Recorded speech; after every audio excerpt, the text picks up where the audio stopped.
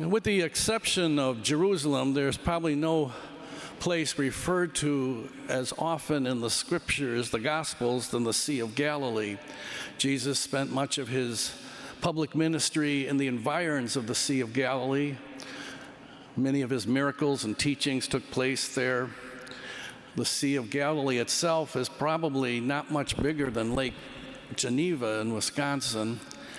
And if you drive in the environs of the Sea of Galilee, the region of Galilee, it would remind you of southwestern Wisconsin. It's the breadbasket of Israel. There are all the agricultural products, for the most part, come from the Galilee region. The one exception, though, is the Sea of Galilee is surrounded by a ring of mountains.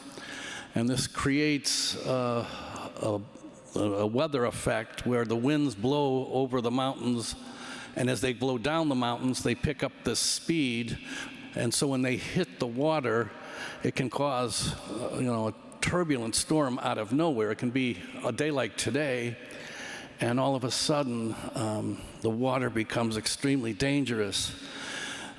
Jewish people at that time, no one was into recreational boating. You only went on the water if you were fishing or you needed to get from one town to the next. It would be quicker to cross over the water. People were very afraid of water. And there was all sorts of mythology in Jewish culture of sea monsters that lived beneath the surface of the Sea of Galilee. So people were really afraid of it.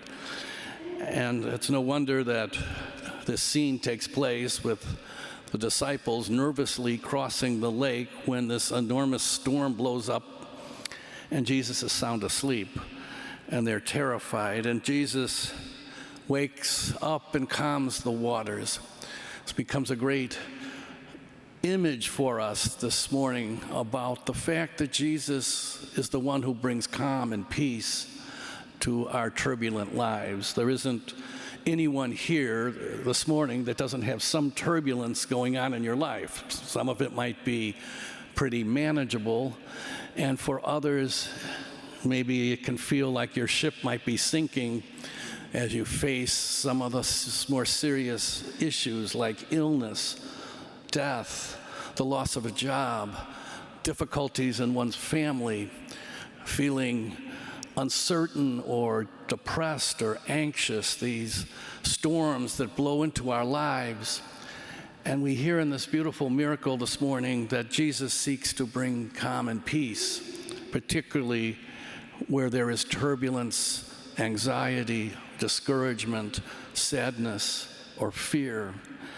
All of these, the gospel invites us to surrender to the Lord, to bring to the Lord into those turbulent waters and trust that He will help us steer the course. He will help us navigate the way.